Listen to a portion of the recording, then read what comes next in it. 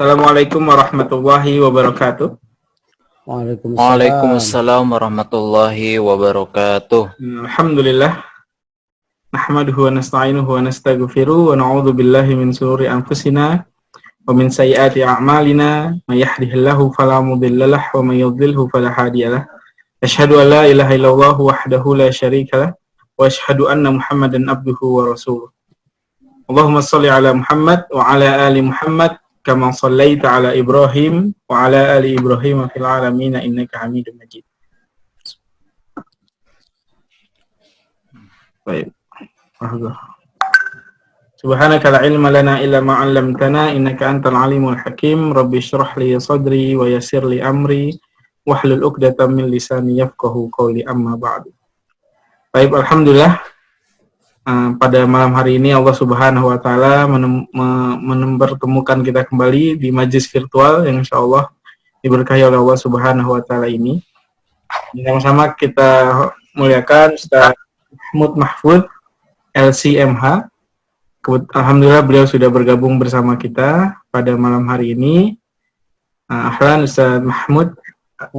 Ahlan wa sahlan, ahlan bikum jami'an. Waktunya memperluangkan waktunya karena sama-sama kita ketahui beliau adalah salah satu orang yang masya Allah sibuk di luar sana. Sibuk karena nggak ada yang lain.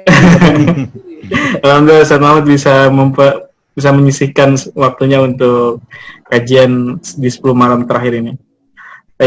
Beliau adalah salah satu dosen di Sekolah Tinggi Ilmu Syariah Al-Manar. Beliau juga alumni LIPIA, Lembaga Ilmu Pengetahuan Islam dan Arab.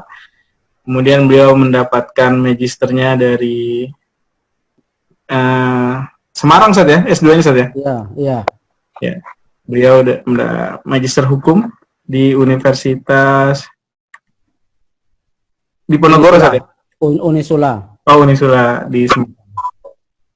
Jadi beliau bukan hanya sekedar paham masalah syariah, insya Allah di praktek keindonesiaan pun beliau paham, karena beliau pun juga pernah menjabat sebagai anggota DPRD ya saja di Jawa Tengah, dan sekarang sudah menghabiskan masa baktinya dan kembali berdakwah di dunia perkampusan ini. Ahlan Ustaz Muhammad. Baik. Ahlan. Kita mulai saja pelajaran Darsanal Yaum, materi kita pada hari ini. Sebelum kita masuk ke materi tentang masalah puasa dalam Al-Quran, mengapa Ustadz Muyasir dan teman-teman dan dosen-dosen memilih judul ini? Karena memang ada beberapa materi yang menarik di masalah berbicara tentang masalah puasa ini. Sekalipun mungkin Ustadz, kenapa nggak kita ambil di awal? Tetap ada beberapa materi yang terkadang kita terlewat di awal dan di akhir ini. Insya Allah sebelum kita mengakhiri Ramadan ini, ada beberapa ilmu yang penting pun yang akan bisa kita gali pada hari ini. Sebelum kita masuk ke materi kita persilahkan Saudara Hikmat untuk membaca tafsir surat Al-Baqarah yang berkaitan dengan puasa Ramadan ini. Hikmat adalah salah satu mahasiswa Al-Manar juga, semester 6. Dan silakan Hikmat untuk dibaca potongan ayat yang kita baca pada malam, yang akan kita bahas pada malam hari ini. Baik, Assalamualaikum warahmatullahi wabarakatuh. Waalaikumsalam warahmatullahi wabarakatuh. A'udzu billahi minasy syaithanir rajim. Bismillahirrahmanirrahim. Ya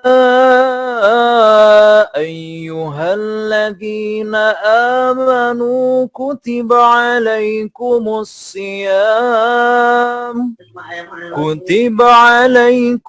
siyamu kama kutiba alal ladzina min qablikum la'allakum tattaqun. أياما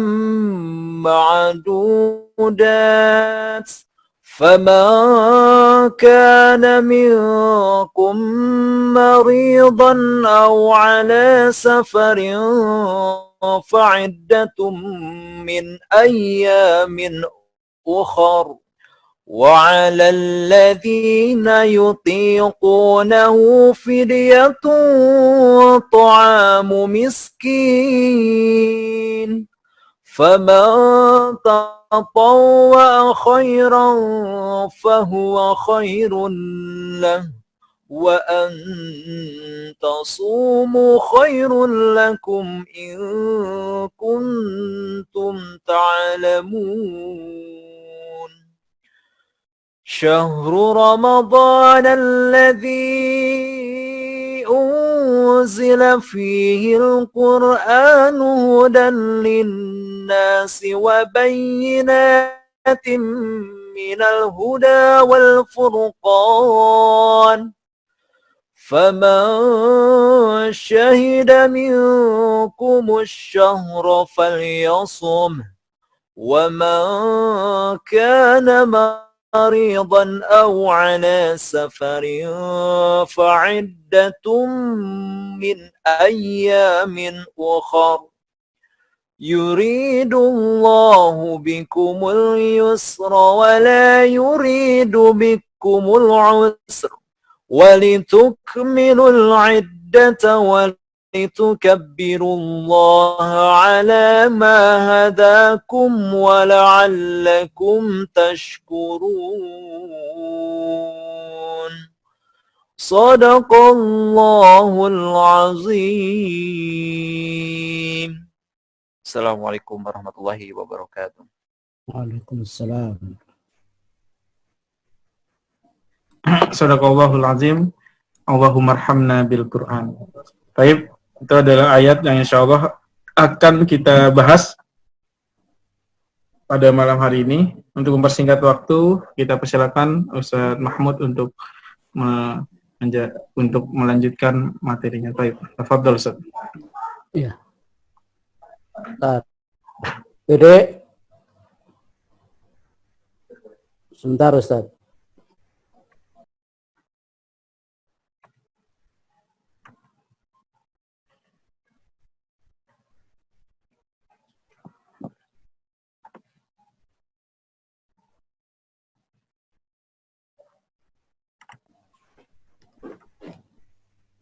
Udah. Bismillahirrahmanirrahim.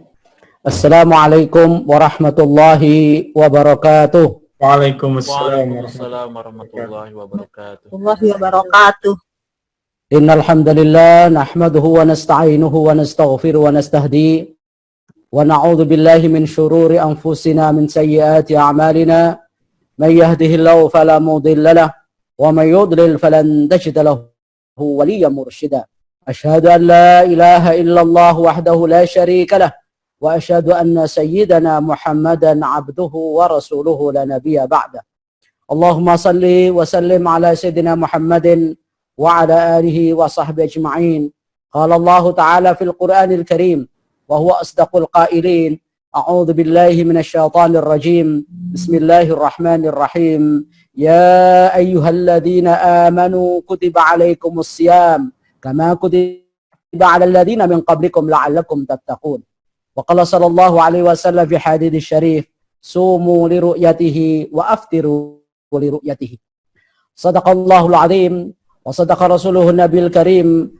ونحن على ذلك من الشاهدين والشاكرين walhamdulillahi rabbil alamin. Para pemirsa dan peserta sekalian dimanapun Anda berada, tak terlupakan Ustadz Rajasa dan Hikmatiar ya, selaku pembaca dan pembaca Al-Quran tadi di awal acara ini, dan semua peserta dimanapun Anda berada. Alhamdulillah pada kesempatan malam hari ini 10 hari yang terakhir kita masih bisa diperjumpakan oleh Allah Subhanahu wa taala dalam kondisi sehat walafiat, segar, bugar, tegar, sabar, dan semoga sudah tidak lapar. Amin. Karena sudah pada berbuka semua insya Allah, kecuali yang ditunda termasuk saya karena harus mempersiapkan acara ini. Tapi insya Allah setelah ini ya akan kembali ke dapur ya.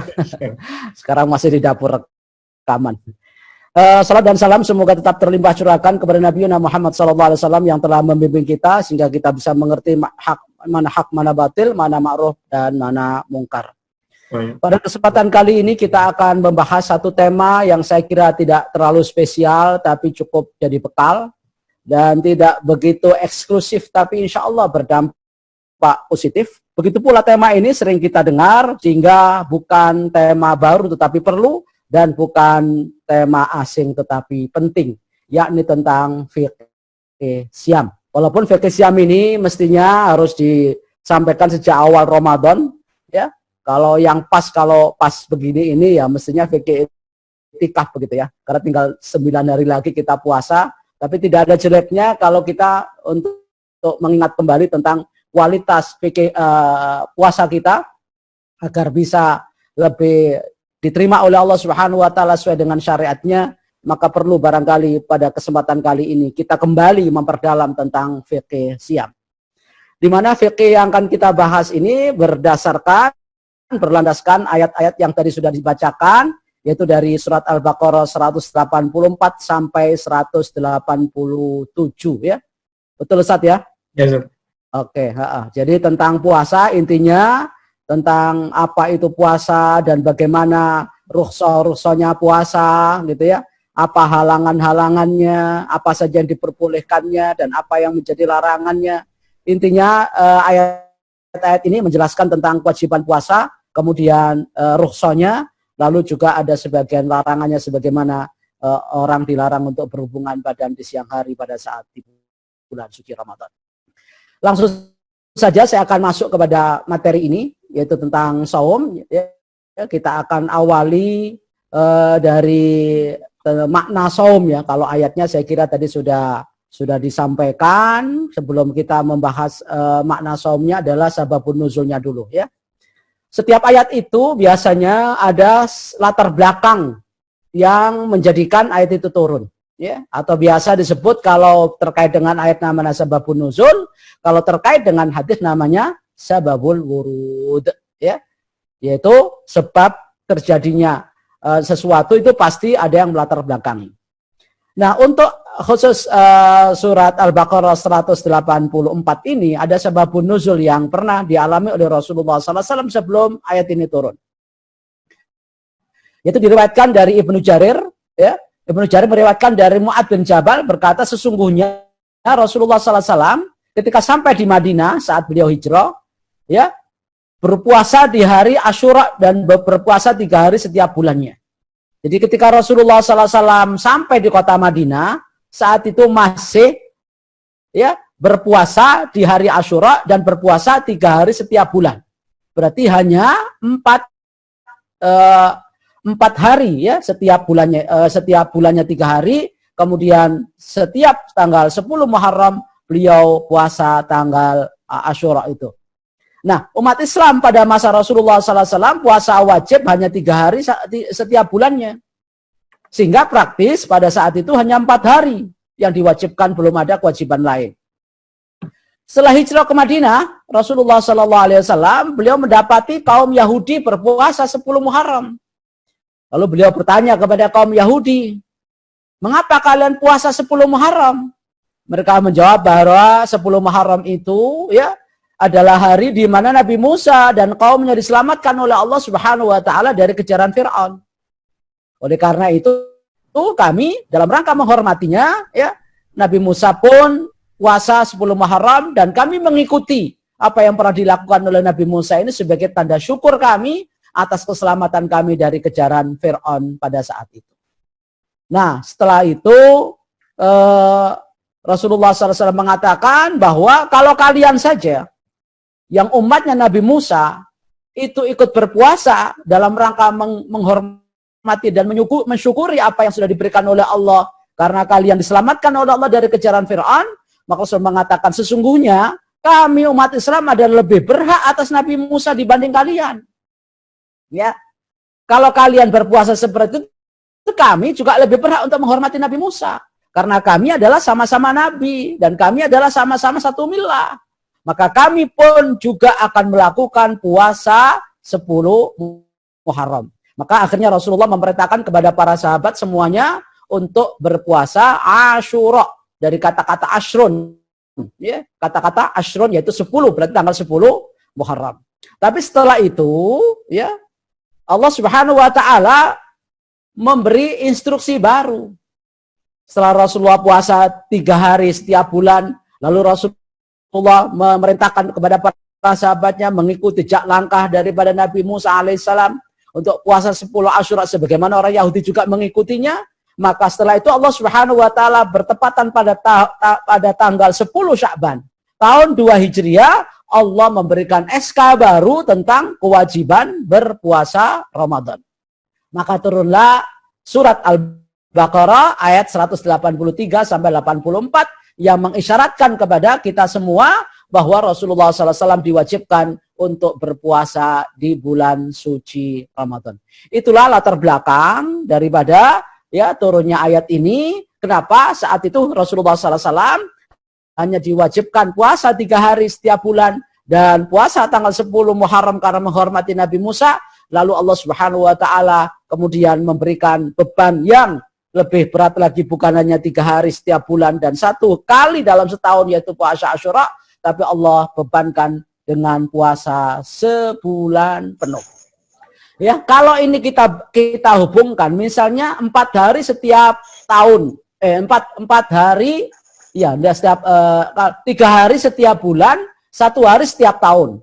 Kalau ini adalah misalnya di 3 kali 12 gitu kan? Berapa 3 kali 12? Berapa Ustadz? Ya, sekitar 60 3 kali 12 berapa? 36, ya betul. Nah, itu kalau misalnya dikalikan 10 gitu ya. Dikalikan 10 kan sama dengan 360. Kalau nilainya ya, nilai pahalanya ya. Dikalikan 36 kali 10 kan sama dengan 360. Itu adalah jumlah hari dalam setahun. Ya kan? Yeah. Itu kalau setiap bulannya 3 hari kali ya 12 berarti kan 36. Yeah. Paham nggak ini? Ya. Paham. Nah, 36 setiap harinya dinilai oleh Allah 10 kali lipat pahalanya. Maka sama dengan 300. Berapa? 360. Dan itulah jumlah hari dalam 1 tahun. Nah, berarti kualitas daripada 1 bulan 3 hari tadi dikalikan 12 ya, berarti 36. 36 kali 10 sama dengan 360, itu sama dengan kita puasa setahun. Ya. Karena setiap bulannya 3 hari, nilainya 10, berarti seperti setahun. Nah, itu ditinggalkan, tidak lagi diwajibkan kepada Rasulullah SAW, termasuk Asyura tidak wajib, maka Allah menggantinya dengan puasa setahun itu hanya sekali, yaitu sebulan sekali. Ya, yaitu 30 hari atau 29 hari. Walaupun tetap kualitasnya 1 hari itu 10 kali lipat. Kalau kali 30 hari dalam bulan Ramadan berarti kan 300. Ya kan? 300 hari. Maka untuk menyempurnakan ini dianjurkan untuk puasa 6 hari di bulan Syawal. Nah, 6 hari di bulan Syawal setiap harinya nilainya 10. 10 kali 6 sama dengan 60. Di total menjadi 360. Maka sama nilainya dengan puasa 3 hari setiap bulan kali 12. Kali 10 kali lipat 360 sama dengan kita puasa 1 bulan Ramadan 30 hari nilainya 300 hari ditambah lagi dengan puasa Syawal 6 hari yang setiap harinya sama dikalikan 10 sama dengan 60 maka totalnya sama persis 360. Nah, inilah persamaannya ya. Maka Allah Subhanahu wa taala tidak akan membawakan lebih berat lagi. Oleh sebab itu puasa sunnah Ayyamul Bid ya, tanggal berapa? Ayyamul Bid 13, 14, 15. Kenapa dikatakan Yaumul Bid adalah padang bulan, ya, bulan purnama, terang saat itu. Maka itu sudah tidak lagi menjadi wajib. Dulu sebelum Ramadan diwajibkan itu adalah sebuah kewajiban. Ini sekedar perbandingan kenapa Allah menggeser ya 3 hari setiap bulan tidak wajib tapi diletakkan menjadi diganti kompensasinya 1 bulan penuh, yaitu 1 bulan Ramadan, ditambah lagi kalau ingin nambah pahalanya, yaitu 6 hari di bulan Syawal, sehingga tetap nilainya sama 360 hari. Oke, itu sekedar perbandingan. Sekarang apa makna siam? Kutiba alaikumus siam, diwajibkan kalian berpuasa. Apa itu siam? Sebagaimana sering kita ketahui, siam atau as-saum itu maknanya sama. Soma yasumu sauman, soma yasumu siaman sama. Ya, dari kata-kata soma. Nah, ini artinya apa secara secara bahasa, secara etimologi? Maknanya adalah amsaka yumsiku imsakan. Jadi semua bentuk ya menahan diri, bentuk ya menghindari segala sesuatu itu namanya imsak. Oleh sebab itu orang yang mogok bicara, orang mogok kerja, orang mogok ngajar, orang mogok sekolah dan kuliah, apalagi mogok bayar, nah itu SPP, itu sama dengan imsak, gitu kan? Karena dia menahan diri. Nah, semua segala tindakan yang menahan segala perbuatan yang dilakukan namanya imsak. Menahan makan, imsak. Menahan minum, imsak. Menahan hubungan dengan istri, juga imsak, dan seterusnya. Maka itu sebabnya Allah Subhanahu wa Ta'ala sebutkan tentang bagaimana Maryam saat itu tidak mau bicara dengan orang lain.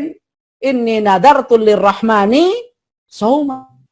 Maksudnya soma di situ bukan puasa, tapi as-sukut, di makna menahan diri dari bicara. Nah, dari makna etimologi ditarik ke makna terminologi. Imsaknya lebih terukur. Kalau dari imsak kan luas tuh. Imsak apa saja, ngomong, termasuk imsak, termasuk puasa. Puasa ngomong, puasa komentar, puasa bicara, puasa tidur, gitu. Melek terus berarti kan. Nah, puasa macam-macam itu. Nah, maka dari sini kemudian ditarik ke makna yang lebih luas lagi, lebih spesifik lagi. Kalau secara lugawi maknanya lebih luas, kemudian dikerucutkan menjadi makna yang lebih sempit, yaitu khusus dari sisi pandangan syar'i. Apa itu? Ibadah kepada Allah, ya, dengan menahan diri dari makan minum, itu secara lahir ya. Makan minum secara lahir, dan pembatal-pembatal lainnya. Nah, pembatal-pembatal lainnya ini, ada yang bersifat ya zahiri, ada yang bersifat batini. Kalau yang zahir adalah menahan makan, minum, ya, dan pembatal-pembatal lain nanti yang disebutkan di belakang. Sementara yang bermakna batiniya, bermakna hakikiyah adalah menghindari atau menahan diri dari perbuatan-perbuatan yang bisa membatalkan puasanya. Sekalipun tidak membatalkan ya puasa secara zahir. Nah, sejak kapan itu? Sejak terbit fajar sampai terbenam matahari. Jadi harus sesuai dengan ketentuan. Tapi kalau mana imsak secara lughawi itu lebih luas lagi. Mau sehari, mau sebulan, mau setahun, itu imsak semua. Tapi kalau puasa ada batasan waktunya untuk menjadikan umat Islam ini berdisiplin tepat waktu, ya, baik memulai maupun mengakhiri. Seperti kita kuliah tepat waktu jam 1 mestinya harus masuk, pulangnya jam 4. Jangan jam setengah 2 baru masuk, atau jam 2 baru masuk, atau mau pulang hikmatiar baru masuk, begitu ya. Nah, ini nggak disiplin begitu. Oke, lanjut. Sekarang adalah hukum puasa Ramadan. Puasa Ramadan hukumnya wajib, jelas ya. Ya ayyuhalladzina, dengan kata-kata kutiba. Kutiba itu bermakna furido, bermakna ya aujaba yujibu, Allah Subhanahu wa taala mewajibkan kepada kita semua sebagai mukmin. Jadi alaikum di sini mukminin, hanya orang mukmin, nggak wajib bagi orang kafir. Maka kalau ada orang kafir puasa nggak sah karena mereka bukan orang yang berkewajiban, nggak memenuhi syarat sebagai orang mukallaf. Sebagaimana diwajibkan kepada umat-umat terdahulu, umat Nasrani, umat Yahudi juga pernah berpuasa sebagaimana yang pernah dilakukan oleh Yahudi, yaitu dengan puasa Asyura salah satu contohnya. Mereka melakukan itu juga diwajibkan kepada mereka, dan Allah Subhanahu wa taala mewajibkan itu pula juga kepada Nabi Muhammad dan umatnya. Lanjut, hadisnya juga sama, bunyal Islamu ala khamsin. Lanjut Ustaz, next. Terus, nah sekarang bagaimana cara kita mengawali dan mengakhiri bulan Ramadan? Kalau tadi dibatasi sehari, sejak terbit fajar sampai terbenamnya matahari, itu yang sifatnya harian. Batasan harian, standar harian, disiplin dalam bentuk harian. Sekarang bagaimana kita mengawali dalam waktu 1 bulan dan mengakhiri dalam 1 bulan? Maka harus ada standarnya. Harus ada karakteristiknya. Harus ada tanda-tanda kapan kita mulai dan kapan kita berhenti. Ibarat kalau di jalanan itu ada traffic light. Ada hijau jalan, ya merah, stop. Kapan hijau dan kapan stop. Dan sekarang ini lampu kuning 10 hari yang terakhir ini. Siap-siap ngerem gitu ya. Ngeremnya pelan-pelan, tawadhu, khusyuk, istiqomah, beribadah. Nah, awal Ramadan atau awal Ramadan itu menurut ijma ulama wajib menentukan awal bulan Ramadan dengan ru'yatul hilal. Ini yang wajib. Walaupun ada pendapat lain menggunakan hisab. Tapi pada dasarnya harus ru'yatul hilal dan itulah sunnah Rasulullah di sejak awal. Bila tidak sampai terlihat hilal maka digenapkan menjadi 30 hari. Ya, itu menurut jumhur, ijma itu sudah. Nggak ada yang menentang. Para ulama berpendapat berapa orang yang melihatnya? Minimal 1 orang yang melihat hilal itu. Untuk bisa menetapkan terlihatnya tanggal 1 Ramadan. Tapi harus orang ini ada disumpah, melihat apa tidak. Lalu dia adalah orang adil, maksudnya adil itu tidak suka bohong, gitu ya. Tidak suka dusta dan tidak suka melakukan perbuatan-perbuatan yang negatif. Tapi kalau dia preman dan suka bohong, suka tipu, kemudian mengaku-ngaku melihat, nah ini nggak bisa diterima. Karena keadilannya di situ, yaitu integritas dirinya, tidak bisa dipertanggungjawabkan. Jangan-jangan dia pura-pura tahu, sebenarnya tidak tahu, atau seperti mimpi, atau karena mabuk, kunang-kunang matanya seakan-akan melihat matahari, padahal dia sedang sakau gitu ya. Nah, orang seperti ini nggak diterima, karena keadilannya tidak bisa dipertanggungjawabkan. Ini gara-gara sakau seakan-akan melihat bintang dan rembulan. Itu memang berbintang-bintang matanya ya, muyang-muyang banyak bintang 7-nya itu ya. Makanya jangan sakau biar nggak berbintang-bintang ya. Jika ada seorang mengaku kemudian maka kalau mengaku dan dia itu paham betul, yakin betul, ya para ulama khilaf. Saya melihat ya bagaimana cara menerima mereka. Jumhur ulama mengatakan wajib berpuasa sendirian berdasarkan ru'yanya kalau dia mengakui sendiri, gitu ya. Kalau mengakui sendiri, maka dia wajib melakukan sendirian. Sebagian ulama mengatakan wajib berpuasa bersama kaum muslimin. Ya. Nah, kalau itu kemudian diambil kesimpulan, maka harus ada pembanding. Jangan sampai orang ini kemudian dipercaya begitu saja. Walaupun Rasulullah juga pernah ya mengikuti kesaksian seseorang, kemudian Rasulullah mengumumkan. Tapi kalau ingin meyakinkan, maka sebaiknya harus dibandingkan dengan orang-orang lain. Sebagaimana kalau di Indonesia itu di beberapa tempat ya, bukan satu tempat. Ru'ya hilal suatu negeri ya, awal Ramadan itu satu negeri berlaku seluruh negeri yang lain. Berarti ini adalah ittifaqul matali', yaitu tempat munculnya rembulan. Ataukah setiap negeri mengikuti ru'ya hilal masing-masing negerinya? Ini namanya ikhtilaful matali'. Nah, menurut Wahbah Az-Zuhaili gitu ya. Ini jumhur ulama, ru'ya hilal suatu negeri berlaku untuk seluruh negeri yang lain. Sepanjang malamnya beririsan ya, durasinya antara 1 sampai 9 jam. Jadi kalau pada jarak ada irisan 1 sampai 9 jam antara satu negeri dengan negeri itu, maka sebaiknya 1 matlak. Agar menjaga persatuan umat sebagaimana kita sholat waktunya sama, sebagaimana kita puasa waktunya sama. Maka demi persatuan, apabila antara satu negeri dengan negeri yang lain 1 sampai 9 jam itu ada irisannya, seperti kita dengan Saudi 5 jam, artinya satu matlak. Sana sudah puasa atau kita sudah puasa, Saudi juga harus puasa. Karena itu 1 matlak. Tapi ada mengatakan yang lain bahwa Asy-Syafi'iyah dan Sun'ani setiap negeri mengikuti ru'yah hilal masing-masing. Dan ini diikuti oleh Indonesia. Kalau Saudi pun sudah puasa dan terlihat katanya Indonesia belum, ya kita nggak usah ngikut-ngikut. Ini mengikuti mazhab Syafi'i dan As-Sun'ani. Dan ini diperkuat oleh mufti dari Saudi Arabia yaitu Syekh Utsaimin. Bahwa ini setiap negeri punya ru'yah sendiri-sendiri. Dan itulah yang dilakukan oleh Ibnu Abbas. Pada satu saat Ibnu Abbas ya pergi ke satu daerah, ke sebuah negeri yang jauh dari Madinah, ya mulai ditanya, Madinah sudah mulai puasa. Kok kamu nggak puasa sekarang? Loh, di sini belum terlihat kok. Ya kami nggak puasa, kami akan tunggu sampai terlihat sendiri. Nah inilah sebagai dalil oleh Asy-Syafi'i dan As-Sun'ani bahwa setiap negeri itu punya matlak masing-masing, tidak perlu ikut-ikutan ke matlak yang lain. Kalau di negerinya belum terlihat. Maka kalau nggak terlihat, maka dikenakan menjadi 30 hari. Atau 29 hari sesuai dengan urutannya dan tahapannya. Lanjut, Ustaz. Nah, sekarang bagaimana mengakhiri Ramadan? Tadi mengawali.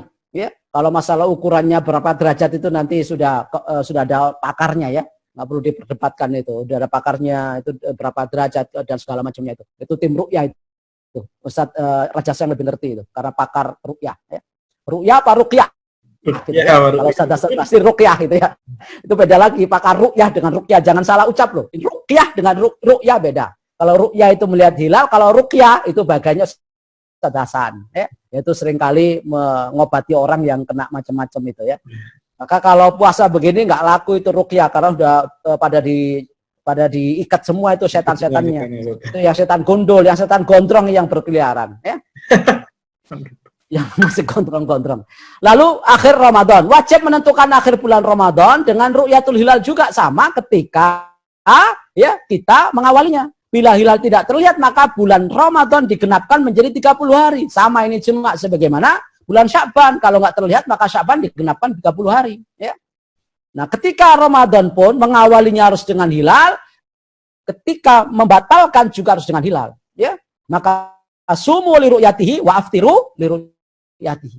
Maka kata Rasul, kata Allah Subhanahu wa taala itu kan, faman syahida minkum syahra fal yasumhu, itulah. Faman syahida minkum syahra, asyara bi mana al-hilal. Fal yasumhu, kalau itu memulainya harus diawali dengan melihat hilal. Nah, begitu pula mengakhirinya juga harus melihat hilal itu sendiri. Jika ada yang melihatnya, maka minimal gitu ya, minimal berjumhur ulama 2 orang yang melihatnya. Mengapa ada perbedaan di sini? Kalau mengawali cukup 1 orang, tapi kalau mengakhiri 2 orang, ya. Karena mengawali itu kan tidak seberat orang mengakhiri. Sebab kalau mengakhiri sampai batal kan. Ternyata belum waktunya Idul Fitri, gitu kan. Makanya di situ ada yaumus syak kalau di awal Ramadan itu. Yaumus syak antara awal Ramadan atau akhir dari Sya'ban. Nah, tapi kalau di bulan Ramadan ini, kalau ada orang mengaku-ngaku sebelum tanggal 1 Syawal kok katanya sudah melihat, maka membatalkan orang yang puasa. Maka harus 2 di situ, ya. Maka yang melihatnya minimal berjumhur ulama adalah 2 orang. Jika ada seorang mengaku melihat hilal Syawal sendirian, wajib berbuka bersama kaum yang lain. Jadi kalau dia mengaku-ngaku, kalau nggak ada temannya, dia ikutin yang lain dulu. Sampai kaum muslimin menentukan bahwa ini memang sudah saat tanggal 1 Syawal, ya.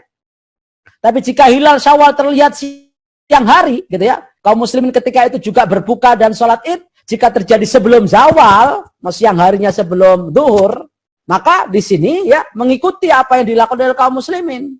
Jangan kemudian puasa sendiri. Ya, kalau itu sudah terlihat, maka seluruhnya harus mengikuti. Jadi ikutilah jumhur ya daripada kaum muslimin karena mereka barangkali punya saksi yang lebih dari 1. Lanjut. Lanjut. Oke. Terus apa berhenti dulu? Masih, terus. Pertanyaan, Ustaz. Oke. Didiskusikan. Okay. Ustaz, ada pertanyaan dari Pak Robi. Ya. Perbedaan penetapan Ramadan dan Syawal pada zaman para ulama mazhab di masa-masa awal apakah juga terjadi, Ustaz? Seperti halnya hari ini NU Muhammadiyah di Indonesia sempat ada perbedaan beberapa tahun yang lalu. Mungkin di akhir-akhir ini saya lihat sudah satu kesepakatan, Ustaz, ya, beberapa tahun ini terakhir. Cuma mungkin 3 tahun atau 4 tahun yang lalu kan sempat ada perbedaan memulai dan mengakhirinya. Apakah di zaman ulama klasik, ulama mazhab itu sempat ada perbedaan ini, Ustaz? Oh, di masa Rasul aja lebih klasik aja dimulai juga, apalagi di masa mazhab. Oh, mazhab itu kan mengikuti Rasul kan gitu. Yeah. Kalau Rasulullah dan sahabat lebih tua, lebih senior dan lebih duluan daripada para ulama, dan ulama itu mengacu kepada sahabat dan Rasul, ya otomatis lah itu juga melakukan itu. Walaupun teknisnya mungkin beda-beda dengan kita zaman sekarang ini ya. Tapi yang jelas tetap aja bagaimana mereka nggak ruyah gitu loh. Tetap saja menggunakan karena tadi pendapatnya kan sudah jelas Imam Syafi'i, Son'ani, jumhur ulama itu pendapat mereka. Apakah mereka hanya berpendapat lalu tidak melakukan? Kan aneh kan? Ya kan nggak mungkin mereka berpendapat tapi tidak melakukan ataupun tidak menyarankan, minimal fatwanya kan? Kan logikanya kan gitu.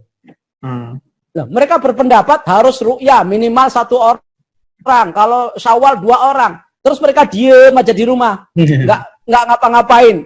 Ya, namanya lucu, mufti yang tidak mau mengamalkan ilmunya itu namanya. Hanya berfatwa tapi tidak mau mengamalkan ilmunya. Minimal dia mengajak orang atau mungkin dia melihat sendiri.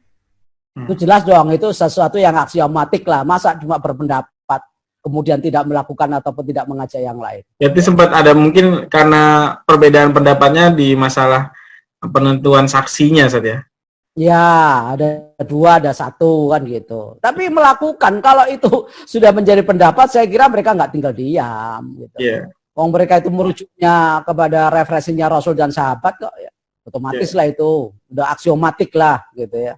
Dan ya perbedaan seperti ini juga pasti ada saja karena Rasul pun pernah. Loh, tadi itu antara sahabat Ibnu Abbas dengan yang lain kan sama. Pangkalnya adalah Ibnu Abbas kalau nggak salah ke mana waktu itu? Antara di Hijaz dengan beliau pergi kemana saya lupa. Dan itu jauh jaraknya dari Medina. Rasul sudah berpuasa, beliau belum. Gitu.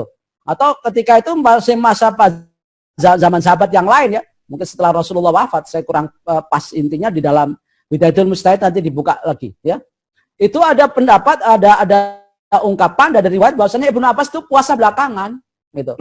Karena dia belum melihat di daerah yang dia ada di situ gitu. Walaupun dia mendengar, nah ini berarti ini yang dipegang oleh Imam Syafi'i bahwa setiap negeri itu punya matlak masing-masing. Gitu loh. Jadi bukan ittifaqul matlak tapi ikhtilaful matlak. Bukan sesuatu yang munkar gitu saja. Jadi orang seakan-akan kalau berbeda. Perbedaan ini kan di zaman Rasul aja Rasul nggak maki-maki orang yang berbeda kok. Ya. Kalau itu sesuatu perbedaan, masa sahabat sekelas Ibnu Abbas yang insya Allah juga surganya sudah tersedia, kalau itu mungkar kan dosa besar dia dan menanggung dosa orang banyak. Jangan puasa dulu, padahal sudah masuk puasa, bukan dosa besar. Padahal dia yang dijamin oleh Rasulullah, Allahumma alimu ta'wila, dan dialah pembawa ya risalah Rasulullah SAW yang banyak mewarisi ilmu tafsirnya Rasulullah kan, mustahil lah. Gitu kan, orang-orang seperti ini kemudian melakukan kemungkaran. Kita nggak sampai hati, tidak sampai hati mengatakan bahwa iya. Kalau sikap sebuah organisasi misalnya ada suatu organisasi hanya melihatnya dengan cara hisab tanpa memperdulikan harus ru'yah. Cara menyikapinya seperti apa ini, Ustaz? Biar itu tergantung. Memang pada dasarnya semuanya harus ru'yah. Pada dasarnya melihat bulan itu adalah ru'yah kecuali fa'in humma alaikum kan gitu. Fa'in humma alaikum baru menggunakan hisab. Jangan hisab dulu baru ru'yah gitu loh. Karena hadisnya jelas sumu li ru'yatihi wa aftiru li ru'yatihi, bukan sumu li hisabihi wa aftiru li hisabihi, bukan.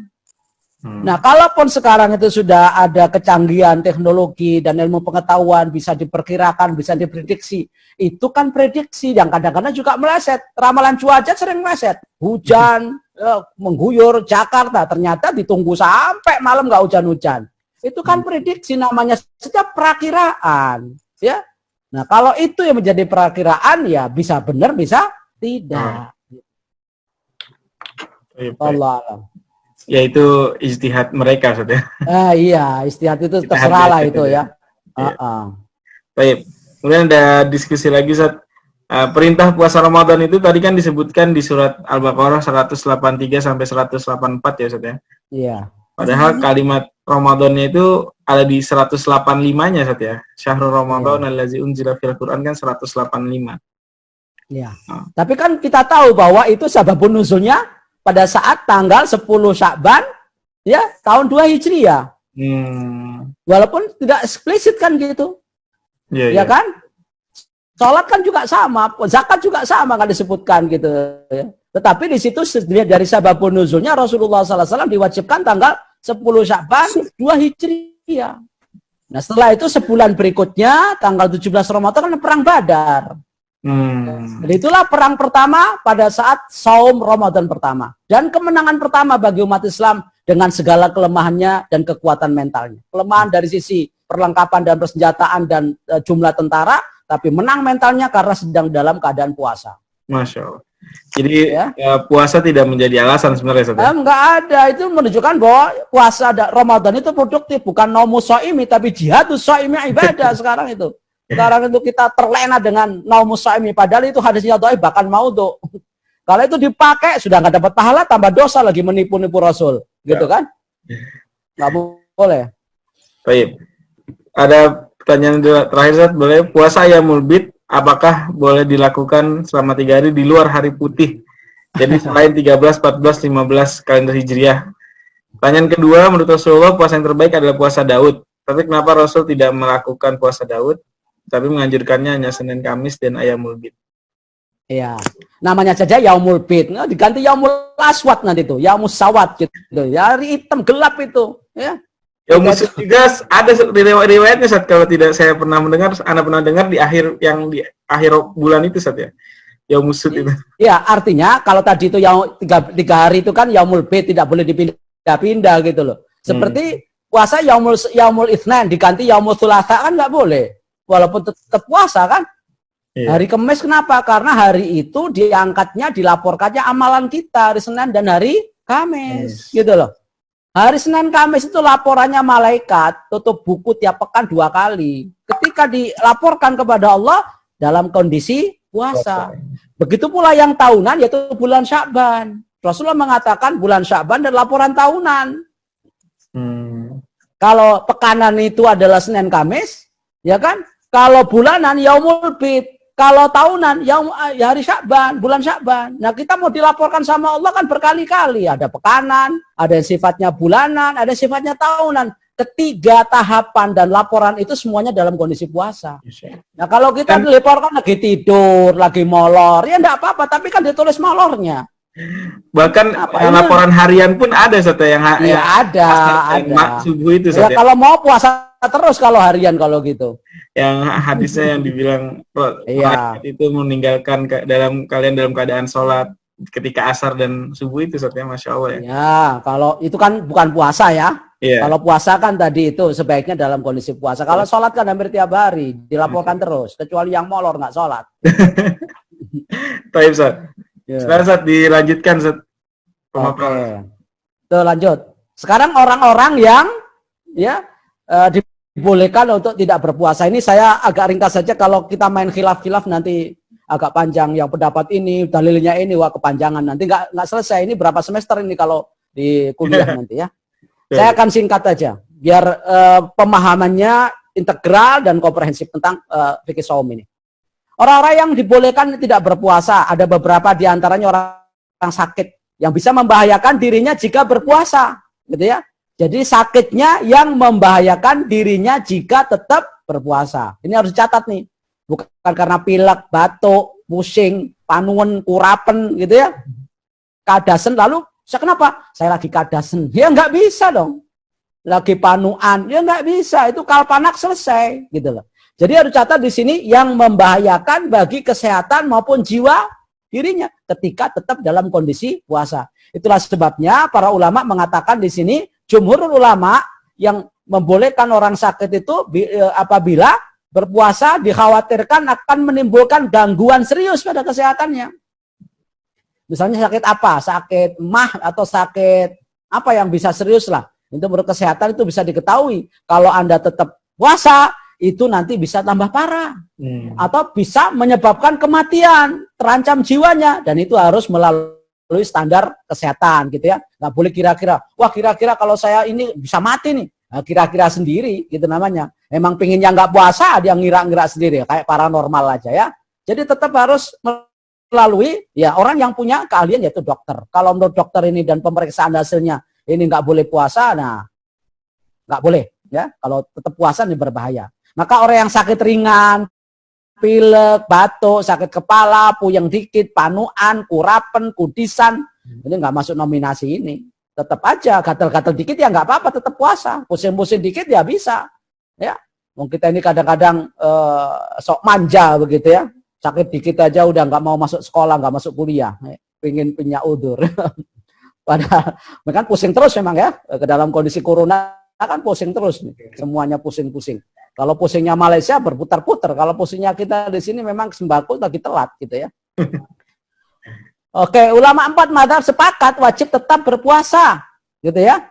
Menurut ulama tetap wajib berpuasa, ya, tetapi kemudian juga ada wajib qadha, tapi wajib qadha apa tidak kalau mereka yang tidak apa? Jadi kalau mereka yang sakitnya ringan wajib puasa, yang sakitnya berat ya dilihat mengancam jiwa atau mengancam kesehatan. Kalau mengancam itu maka tidak wajib. Berarti dia harus meninggalkan puasa. Tapi yang ringan, pilek, batuk nggak wajib, ya. Dalam arti tidak wajib membatalkan gara-gara sakit itu, tetap berpuasa. Nah sekarang apakah mereka yang membatalkan itu wajib qadha apa tidak?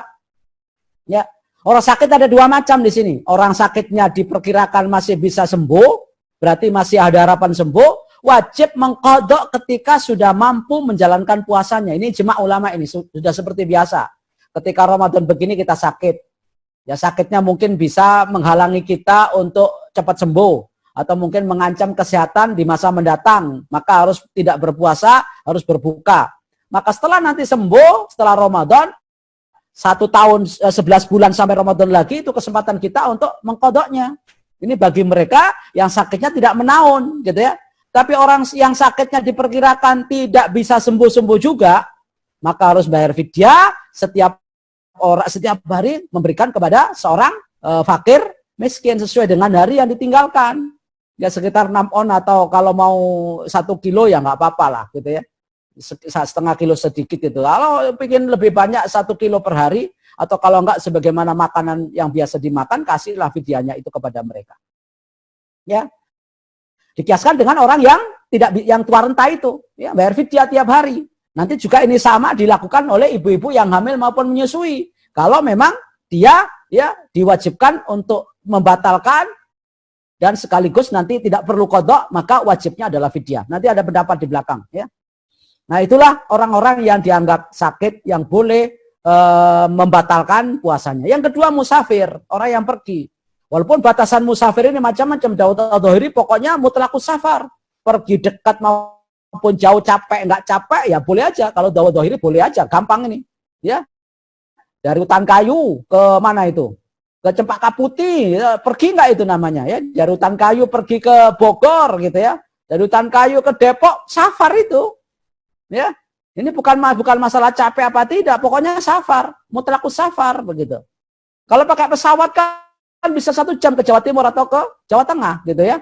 Capek nggak capek. Tapi kalau kita ke mana? Ke Bogor, tapi naiknya sepeda ontel, ya capek juga gitu ya. Ini bukan masalah capeknya tidak, yang penting adalah safarnya gitu loh. Nah, itu kalau mutlakus safar, ya itu boleh orang-orang yang bersafar boleh meninggalkan puasa Ramadan, baik perjalanannya sulit, berat, ya atau jika tetap berpuasa. Jadi kalau dia merasa keberatan dengan perjalanan itu, maka boleh meninggalkan puasa, maksudnya tidak perlu puasa. Maupun ringan, tidak capek, ya kalau tetap berpuasa. Jadi di sini adalah rukhsah. Capek nggak capek, ya bolehlah orang itu melakukan ya atau membatalkan puasanya karena ini rukhsah. Nanti di belakang kita bahas lebih lanjut ya. Itu tentang musafir. Bagaimana jaraknya? Jaraknya macam-macam gitu ya. Ada yang mengatakan mazhab Syafi'i dan Malik bahwa harus seperti orang qashar dan jamak, yaitu harus menempuh perjalanan 80 sampai 90 kilo gitu kan. Kalau kurang dari itu, nggak boleh. Misalnya ke Bogor, ke Depok dari hutan kayu. Itu kan belum 80 kilo. Kemudian dia tiba-tiba batalkan puasanya. Kenapa? Ini kan safar. Menurut mazhab Syafi'i nggak boleh. Karena belum sampai jarak seperti orang qashar dan jamak. Ada juga yang mengatakan, ya udah mutlakus safar tadi itu. Ke Bogor maupun ke Bekasi, itu udah safar. Padahal dari Pulau Gadung itu kan sudah Bekasi itu. Ya, lewat aja udah nyamper, itu udah selamat datang Bekasi. Nah, itu udah Bekasi. Jadi boleh tidak puasa. Kalau menggunakan mutlakus safar, hikmat tiar itu bisa saja dia nggak puasa dari hutan kayu ke Rawasari, ya nggak puasa terus tuh. Atau rumahnya kan Sukabumi tuh, berarti dia termasuk nggak puasa. Lalu jarak harinya berapa hari? Ukurannya ada mengatakan sehari, ada mengatakan 3 hari, dan yang umum adalah 3 hari. Ada mengatakan juga sebulan juga boleh tidak puasa, sebulan boleh. Kalau jamak qashar itu bisa sebulan sebagaimana dilakukan sebagian perjalanan Rasul, bahkan Umar bin Khattab juga pernah melakukan itu. Jadi kalau ukurannya adalah jamak qashar, maka sebagaimana ya lamanya jamak qashar boleh itu ada yang 3 hari, ada yang lebih dari itu, bahkan dari 1 bulan boleh jamak qashar. Kalau itu yang dibolehkan, berarti musafir berapapun perjalanannya selama apapun, yaitu maksimalnya 1 bulan, maka selama itu pula dia boleh qashar. Kalau itu musafir dalam kondisi Ramadan seperti ini, maka selama 1 bulan penuh dia tidak perlu puasa karena dapat rukhsah. Tapi ya beratnya nanti bayar sendiri. Yang lain pada berbuka dia makan, yang lain pada berbuka dia malah puasa sendiri ya. Ada bagi-bagi sembako, ada bagi-bagi es teh atau es cendol, dia malah ngiler sendiri karena tidak bisa dan tidak boleh. Nah, berat. Mumpung ada banyak temannya di sini buka bersama, sahur bersama, walaupun di rumah masing-masing. Lanjut. Ya. Nah, bagaimana orang yang biasa menjadi pilot, menjadi sopir, menjadi masinis, itu kan pergi terus. Bahkan perjalanannya sampai ke luar negeri kan itu, Ustaz. Iya. Nah, orang seperti ini boleh disamakan dengan orang yang sedang punya penyakit menahun atau orang yang lansia. Maka gantinya apa? Bayar fidyah. Loh, enak dong. Enak gimana ya? Coba aja jadi masinis. Ya kan? Ya kerja itu capek juga gitu kan? Lelah juga gitu. Coba aja dari supir truk begitu. Ya jadi aja supir truk. Enak jadi supir truk atau di rumah tetap puasa. Kalau pengen nggak puasa jadilah supir truk gitu loh. Antar kota, antar provinsi. Kita masing-masing porsinya dan masing-masing posisinya. Dan begitulah Allah cara memberikan keadilan gitu. Orang sudah capek-capek dan kalau tidak kerja nanti dia makan apa untuk keluarganya dan segala macam. Apalagi dalam kondisi PSBB begini. Yang dimakan nggak ada, bantuan cuma sekali, padahal makan harus tiap hari, gitu kan? Itu pun super mie, cuma 3, itu sehari habis. Kalau keluarganya 10, ya itu dibagi-bagi lah. Sehari itu 1 super mie, bagi orang 10, ya udah makan satu-satu, suwer gitu ya. Makanya rambutnya keriting, tangannya keriting, kakinya keriting, kebanyakan makan mie, gitu kan? Nggak ada telurnya, ya. Kalau ada telurnya kan agak sedikit enak tuh kental, gitu ya. Lanjut, Ustadz. Lanjut. Nah, yang ketiga adalah orang tua renta. Jadi orang tua yang memang tidak mampu untuk puasa, maka boleh untuk tidak berpuasa. Tapi dengan syarat tadi, wajib bayar fidyah kepada orang miskin setiap hari. Sekitar 6 on. Ya, setengah kilo lebih dikit lah gitu ya. Kalau mau disempurnakan 1 kilo sehari. Karena makan kan tidak sekali tuh. Makan bisa 3 kali. Kalau bisa kasih lauk, tambah lauknya. Gitu aja. Permakan porsinya kalau di warteg depan hutan kayu itu, ya paling sekitar 20-30 ribu yang tempatnya Ustaz jasa langganan itu ya. Apalagi kalau pakai gado-gado itu ya. Itu langganannya Ustaz. Ya, itu berapa lah seporsi itu kita makan. Ustaz aja makannya gado-gado ya. Makanya gemuk-gemuk kebanyakan lontong. Baik, lanjut. Jadi orang tua kalau memang nggak wajib ya dia nggak puasa tapi harus bayar fidyah. Lanjut Ustaz. Ya, wanita hamil sekarang. Nah, ini wanita hamil ada beberapa pendapat memang ya. Wanita hamil boleh meninggalkan puasa Ramadan baik khawatir terhadap kesehatan dirinya maupun kesehatan bayinya. Boleh tidak puasa. Yang jadi berbeda itu bayar fidyah apa qadha, itu yang jadi berbeda. Tapi intinya mereka sepakat yang hamil dan menyusui diberi rukhsah, diberi dispensasi, tidak perlu puasa. Namanya rukhsah, apakah harus diambil apa tidak? Tergantung. Kalau Anda kuat, ibu-ibu hamil maupun menyusui kuat, silakan puasa. Kalau nggak merasa kuat dan itu mengurangi asupan gizi janinnya, nggak usah puasa. Gitu ya. Tapi andaikan terpaksa harus tidak puasa, ada 2 pilihan, ada 2 pendapat, ada harus fidyah atau ada yang mengatakan harus qadha. Sebagian ulama cukup membayar fidyah tanpa qadha. Ini dikuatkan oleh Syekh Albani. Dan ini Yusuf Qaradawi juga memilih ini. Sebagian ulama lagi cukup mengqadha tanpa fidyah. Ini Hanafiyah dan Malikiyah. Sebagian ulama lagi qadha dan fidyah jika meninggalkan puasa karena khawatir akan kesehatan bayinya. Ini Imam Syafi'i. Tapi yang rojah adalah pendapat yang kedua, yaitu cukup mengqadha tanpa fidyah, gitu ya. Tapi ada pendapat lagi yang lebih kontemporer, saya kira akan kalau saya sih memandang yang pertama cukup bayar fidyah. Apalagi ibu-ibu itu yang produktif ya, tiap tahun hamil, tiap tahun menyusui, gitu kan. Ramadan ini hamil, Ramadan tahun depan kan dia sudah melahirkan. Otomatis kan menyusui, itu 2 tahun lagi kan menyusui. Tahun depannya lagi 2 tahun masih dalam menyusui. Begitu menyusui belum tuntas, hamil lagi, gitu kan. Nah, kapan puasanya? Berarti dia akan merasa kelelahan. Dalam kondisi seperti ini dikiaskan dengan orang tua yang tidak kuat untuk berpuasa, maka hukumnya sama dengan mereka harus bayar fidyah. Ini pendapat yang kontemporer yang diambil oleh Dr. Yusuf Al-Qaradawi. Lanjut Ustaz. Nah, orang yang tidak berpuasa karena alasan lain itu tadi yang sudah biasa. Sekarang bagaimana orang-orang yang punya kerjaan-kerjaan yang agak berat, kuli bangunan, kuli angkut pelabuhan, gitu kan? Orang yang demikian tetap wajib meniatkan diri berpuasa, ya. Tapi kalau nanti satu saat dia itu nggak kuat, nah bolehlah dia tidak berpuasa. Jadi dicoba dulu, ya, dicoba dulu. Kalau sampai membahayakan dirinya, boleh membatalkan. Kalau misalnya ngangkut masih kuat, ya terus saja. Dan dia wajib qadha. Lalu berikutnya orang yang sangat kelaparan dan kehausan, udah nggak kuat. Aduh, saya tadi malam nggak sahur, saya belum minum, belum makan, gitu ya. Siang-siang udah ambruk, tidur aja udah mau pingsan. Ya, kalau daripada pingsan, dan pingsan juga membatalkan kesadarannya, udah makan aja di warungnya, buka-buka itu sambil nutup-nutupi pakai kelambu. Ya, kalau enggak ya masuk kamar, makan roti sama aqua dikit gitu, ya sudah kenyang, keluar seakan-akan orang berpuasa. Nanti kalau ada buka bersama ya minta jatah, gitu ya. Tapi kan orang nggak tahu kalau dia puasa apa enggak. Tapi intinya adalah kalau dalam kondisi terpaksa begitu boleh. Yang berikutnya adalah orang yang sangat lanjut yang ke-C, orang yang dipaksa berbuka oleh orang lain. Misalnya di daerah-daerah, misalnya di minoritas ya, saudara-saudara kita katanya di Uighur atau tempat-tempat lain, atau di Bangladesh atau di Rohingya ya, daerah-daerah yang minoritas, menurut cerita-cerita dan menurut berita-berita kan mereka tidak boleh puasa, bahkan dipaksa makan, begitu kan, dijejali mulutnya. Nah, orang seperti ini dalam kondisi ikroh, mukroh dia itu, ya, illa man ukriha wa qalbuhu mutmainnun bil iman.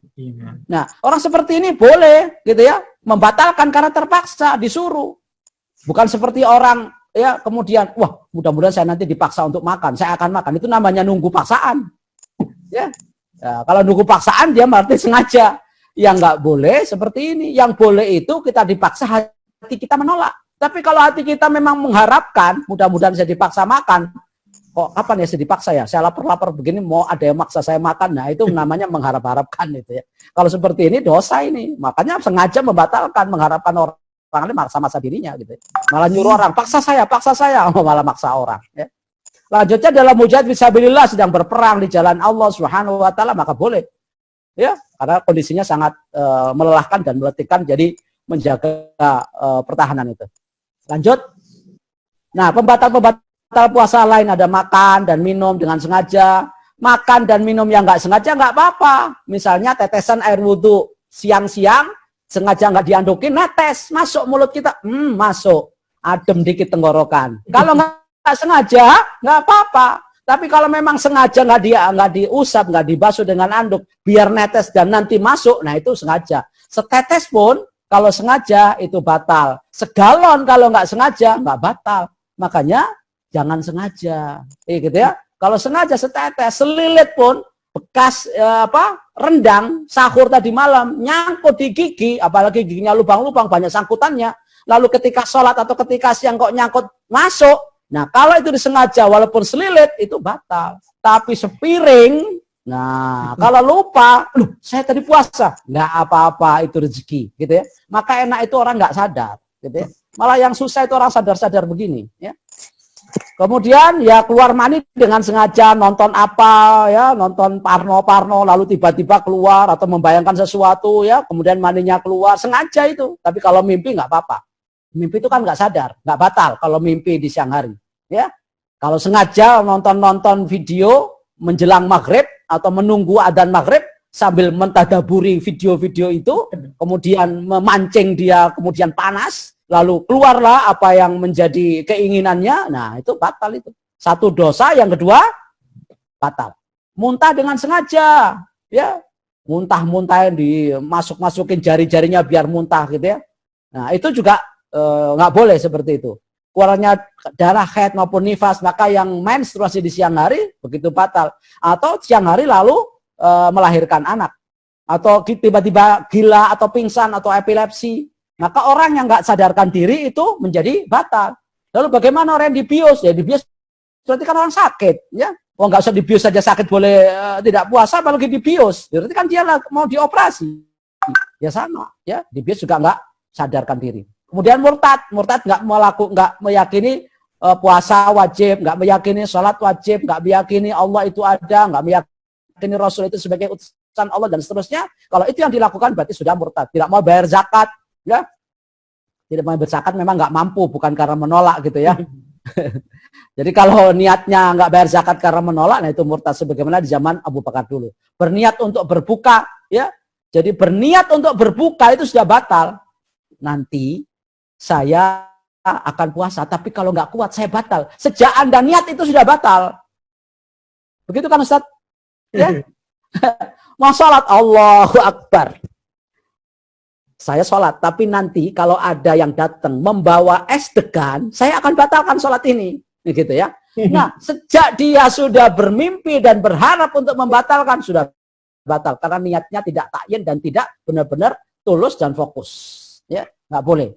Niat saja sudah karena niat itu kan menentukan sejak awal gitu ya. Sudah ada niat untuk membatalkan. Untuk niat membatalkan, bukan niat untuk puasa gitu loh. Dari awal niat membatalkan. Dong ngapain mau puasa kalau dari awal sudah pingin batal gitu kan? Capek kan? Udah dari awal batalin aja. Tapi kalau sengaja dosa besar. Ya. Karena dan itu kata Rasulullah nggak bisa diganti.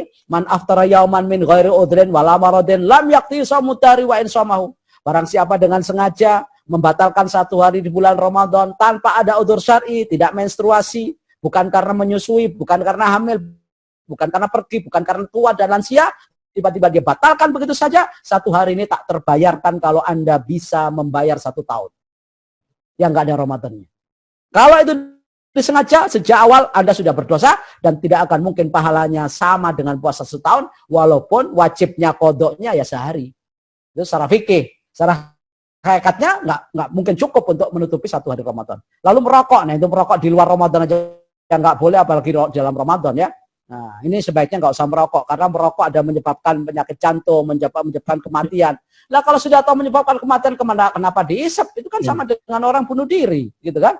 Ya tapi karena ini terkait dengan macam-macam lah ya, tenaga kerja, nanti devisa, ya cukai dan ini pendapatan negara. Nah itu macam-macam pikirannya udah kemana ini udah. Ya, kalau kita sih ya langsung aja. Ya di luar Ramadan maupun dalam Ramadan tetap nggak boleh begitu ya. Lanjut Sat. Ya. Nah kemudian jima ini bagi yang punya suami atau punya istri. Kalau hikmat ya nggak boleh lah ya karena belum punya ya. Nah, itu pun dia harus di siang hari. Kalau malam hari boleh. Kalau setelah jasa ya boleh kalau malam hari ya. Tapi kalau siang hari ya nggak boleh gitu ya. Selain membatalkan puasa juga wajib mengkodok puasa. Jadi mengkodok ya. Membatalkan kemudian harus wajib qadha ditambah kafarah membebaskan seorang budak kalau tidak ada puasa 2 bulan berturut-turut, kalau enggak harus bayar memberi makan 60 orang miskin. Ini berat sekali. Oh, puasa sebulan aja bablas apalagi 2 bulan kan? Sebulan aja enggak tahan gitu ya. Mana tahan 2 bulan. Ya sudahlah kasih 60 orang. Karena ada zaman Rasulullah seperti itu, dia lapor. Ya Rasulullah saya begini-begini, ya sudah kamu bebaskan budak. Saya enggak bisa. Udah 2 bulan kamu berturut-turut, ya sebulan saja bobol. Bagaimana saya nahan 2 bulan Rasulullah? Udah kamu bayar orang-orang miskin itu 60 orang miskin. Loh saya itu orang miskin termiskin di dunia. Kata Rasulullah, dan saat itu Rasul ketawa, langsung kasih korma. Nah, ini korma itu bawa pulang, makan dengan keluargamu. Sudah kamu, sudah bebas.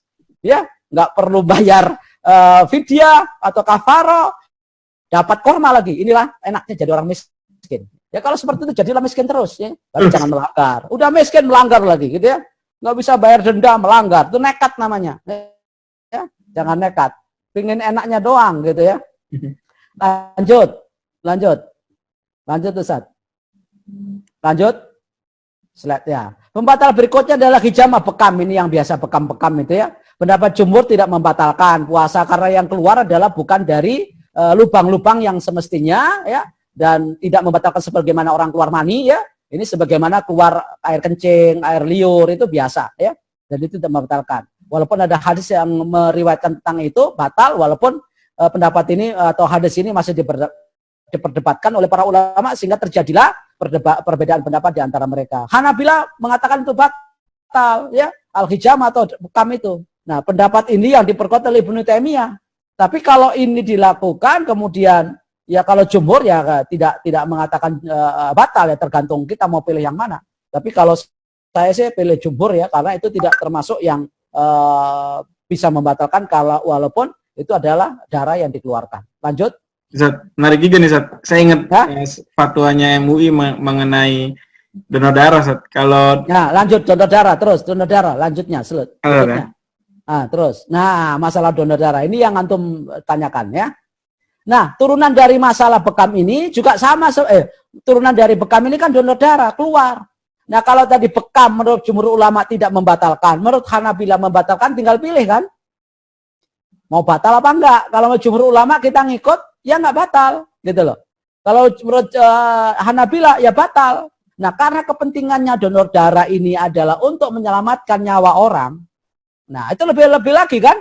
Iya, Ustaz. Kalau bekam kan bukan menyelamatkan nyawa orang, hanya menyelamatkan kesehatannya masing-masing.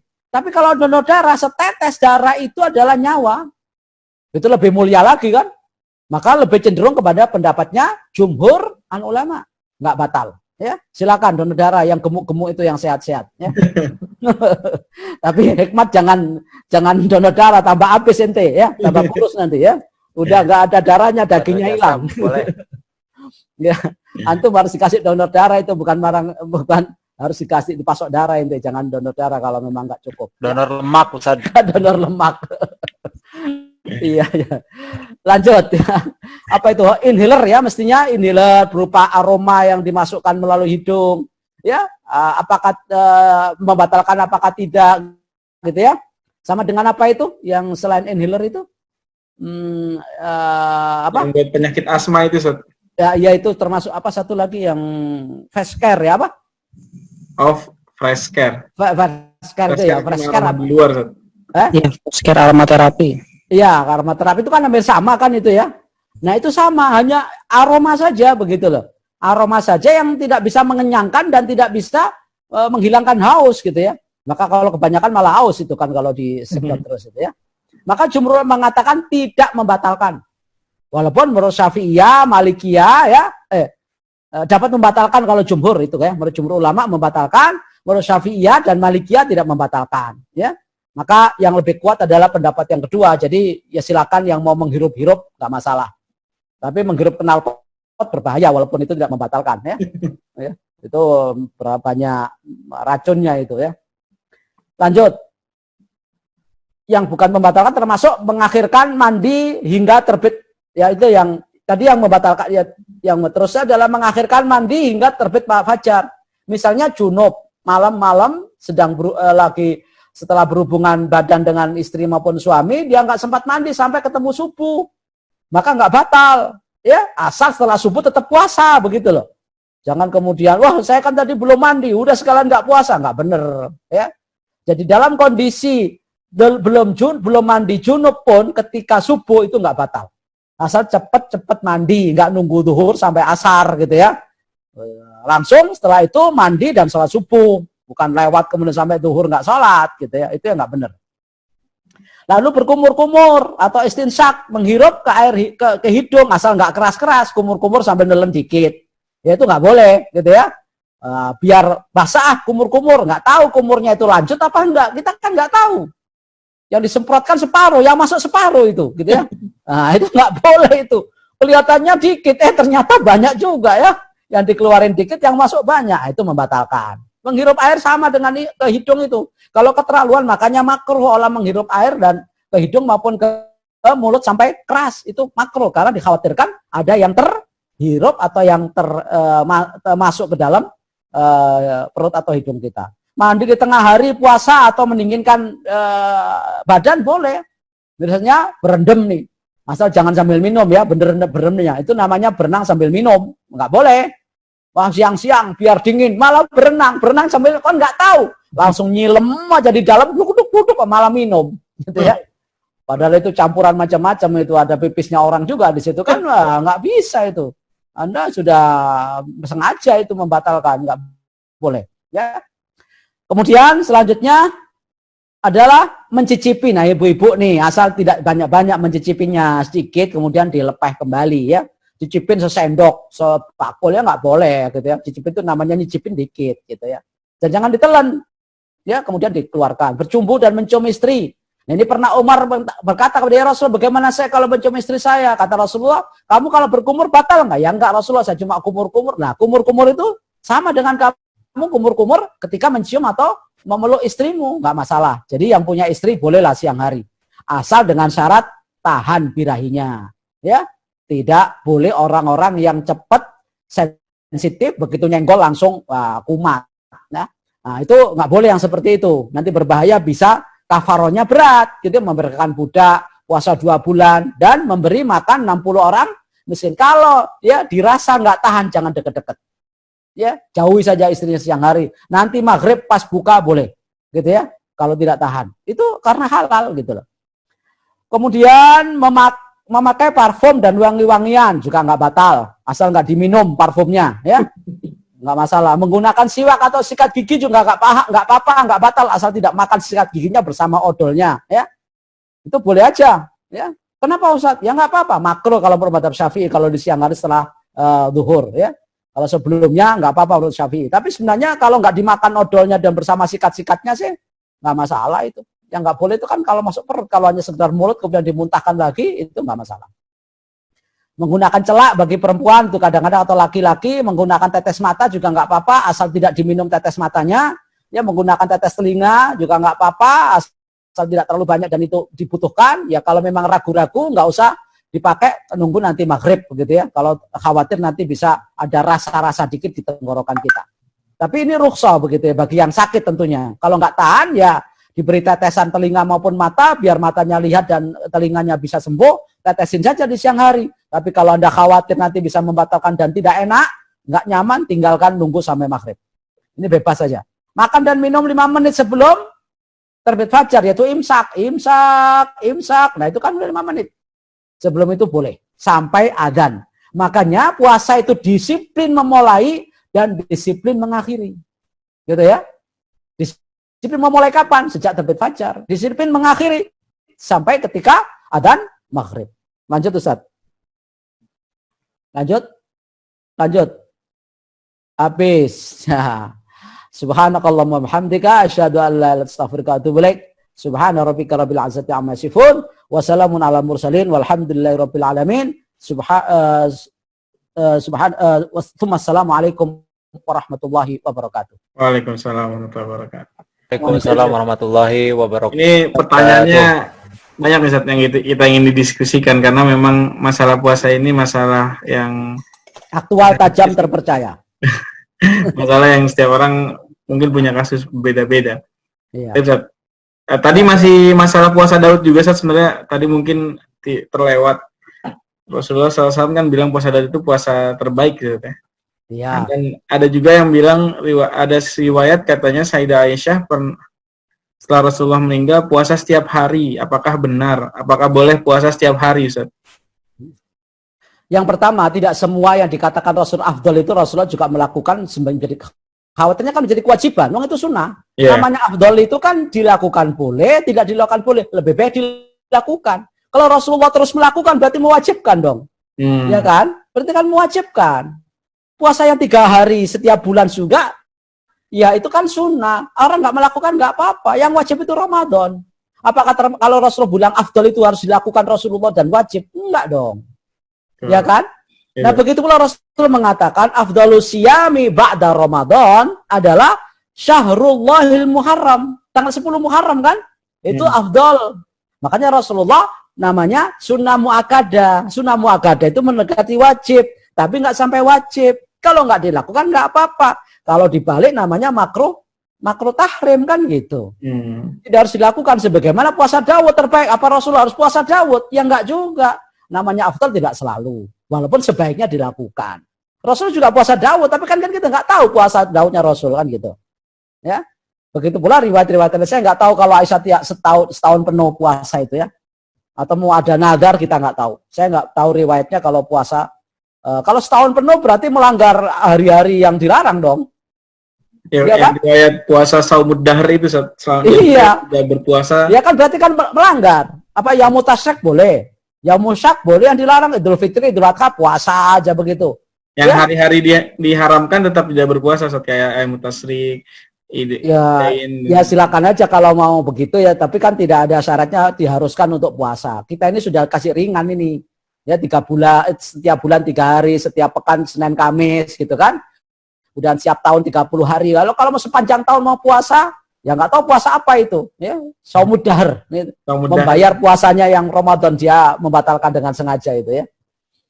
Karena di satu sisi hadis ada riwayat yang Nabi bilang saya berpuasa dan saya membatalkan gitu. Ada satu anak. Iya kan Rasulullah itu orang paling takwa gitu kan, ketika saya akan puasa terus. Karena mengikuti Rasul puasa, saya akan sholat terus, saya nggak nikah terus, itu ya nggak benar kan? Namanya itu hulu namanya, hulu, ya? Berlebihan. Berlebihan. kita ini wasatiyah gitu di dalam, harus seimbang gitu loh. Kadang makan, kadang minum itu sesuatu yang menjadi hak kita. Ya, semua ada haknya, perut ada haknya, mata ada haknya, gitu kan? Semua ada haknya, kasih haknya. Berarti kalau kita nggak kasih haknya, kita yang mendolimi kepada badan kita sendiri. Kita nggak istirahat, gitu ya. Kita ada tidur, segala macam itu haknya. Begitulah manusia diciptakan. Nggak boleh berlebihan melampaui batas. Puasa terus. Afdhalus salati ba'dal faktuba qiyamul lail. Ya qiyamul lail terus. Itu nggak wajib juga qiyamul lail. Rasulullah khawatir kalau qiyamul diwajibkan. Makanya Rasulullah nggak sholatnya di masjid. Ya kan? Nah, oleh sebab itu, haji aja seumur sekali. Rasulullah itu cuma sekali loh hajinya. Walaupun dekat dari Madinah. Rasulullah kan umrohnya 4 kali, hajinya cuma sekali. Kita jauh-jauh geser orang yang sudah ngantri puluhan tahun, geser orang lain juga haji berkali-kali. Dia nggak bener juga. Rasul aja yang deket aja hajinya sekali. Kita malah geser punya orang. Bayar ratusan juta, geser jatah orang, dosa itu, ya. Nah itu nggak benar itu. Nah itu Rasulullah sudah meringankan kita. Kenapa kita memberatkan diri gitu loh? Walatul kubiaidikum milat tahluka gitu loh. Yang agak prioritas gitu mikirnya gitu ya. Baik, insyaallah. Statement yang menarik, Ustaz. Jadi jangan terlalu lanjut. Ya, ibadah juga boleh, tapi kalau berlebihan ibadah hulu namanya itu israf ya. Wala tusrifu, termasuk mubadirin kalau ya kan. Padahal ada jatah lain yang harus kita penuhi begitu. Seimbang atau wasut. Nah, ada pertanyaan lanjutan Ustaz dari Muhammad Fatih. Untuk pembayaran fidyah dengan memberi makan ke orang miskin, bolehkah membayar fidyah memberinya ke santri? Santri itu masuk miskin apa enggak? Yang Lihat penting dulu ya. kriterianya. Lihat Kriterianya santri miskin. Kalau santri kaya, ngapain beri yang kaya? Malah ente yang harus dikasih karena ustadznya pada miskin, gitu kan? Ya nggak bisa dong. Itu nggak masuk kriteria. Ustadz-ustadz kita itu kan fuqara masa kini. Insya Allah masa depan agnia kan gitu. Amin. Nah, itu para pejuang semua. Ya, Ustadz Rajasa perlu disantuni nih. Termasuk walaupun tetap gemuk gitu ya. Tapi kelihatannya gemuk saya sebenarnya ya enggak juga. Amin, gitu kan. Insyaallah satu. Ya, kita kriterianya masuk miskin. Kenapa enggak anak yatim? Ya, anak yatim itu kalau kaya juga enggak boleh. Anak yatim yang miskin dong. Gitu kan? Makanya tidak masuk 8 asnaf itu kan gitu. Ada enggak anak yatim? Enggak ada. Amel sekalipun kaya, tapi dia amel, ya kriteria masuk amel. Mujahidin fisabilillah, dia kaya raya, kayak Abu Bakar As-Siddiq dapat jatah. Sekalipun dia orang kaya, tapi karena menjadi mujahid gitu loh. Jadi kita harus lihat kriteria, definisi miskin itu apa. Nah kalau menurut undang-undang, ya lain. Menurut bahkan undang-undang itu hampir sama dengan ilmu fikih. Ada perbedaan miskin, ada perbedaan fakir. Fakir itu orang nggak punya pendapatan, nggak cukup untuk memberikan nafkah kepada keluarganya. Kalau miskin itu punya pendapatan, tapi nggak cukup juga untuk memberi nafkah kepada keluarganya. Jadi fakir lebih parah daripada miskin, gitu. Nah digabung menjadi fakir miskin kan gitu. Begitu kira-kira. Nah ini ada diskusi lagi, Zat. Kan tadi masalah orang berhubungan suami istri di tengah hari Ramadan ada kafaratnya yaitu 60 hari berpuasa atau memberi makan orang miskin, Zat ya. Ya. 60 orang miskin. Pertanyaannya gini, Zat, ada kasus orang pergi ke satu daerah, tanya dia ke Surabaya. Nah, pergi ke Surabaya itu kan dia boleh musafir, boleh membatalkan puasanya, Zat ya. Nah, di Surabaya dia berhubungan suami istri, Zat. Itu terkena kafarat itu nggak, Zat? Kafarat kalau dia itu puasanya saja nggak wajib, berarti kan melakukan apa saja kan boleh, seperti makan boleh, minum boleh, termasuk yang itu boleh. Dia musafir, rukhsah gitu. Masa cuma boleh makan tapi nggak boleh berhubungan kan? Kan itu sama, dilarangnya itu karena puasa kan? Iya. Dilarangnya berhubungan karena puasa. Nah kalau orang sudah batal, apa harus dilarang? Logikanya kan begitu, Ustaz. Iya. Gitu kan? Wah jangan kamu hanya makan doang sama minum, nggak boleh hubungan. Lah ngapain? Ya? Emang puasa segalanya, kalau dibatalkan semua, ada terus. Kalau yang sengaja, Zat, jadi misalnya memang itu lain lagi. Itu sudah ada namanya mens rea, itu namanya. Ada unsur kesengajaan. Kalau mens reanya begitu, orang dengan sengaja membunuh saja ada bedanya kan? Ada dengan berencana, ada yang tanpa berencana, hukumannya beda. Nah ini berencana melakukan hubungan dengan melakukan safari. Nah ini sudah niatnya sudah nggak benar. yuk kita pergi yuk biar boleh berhubungan. Nah itu sudah ada persekongkolan dan konspirasi jahat gitu ya. Jadi kayak sekarang mengakali gitu Ustaz. Jadi misalnya dia ngakalin karena mungkin kalau dia ngakali kita paling pintar Ustaz. Mau zakat, mau nisabnya mau sampai nisab dibuang aja, dibelikan ini nggak sampai satu nisab nggak wajib zakat, nggak sampai haul kan. Kalau kita ini tukang ngakali sama Allah gitu ya. Tapi kan Allah tahu kalau kita ngakali apa enggak. Makarullah khairul makirin.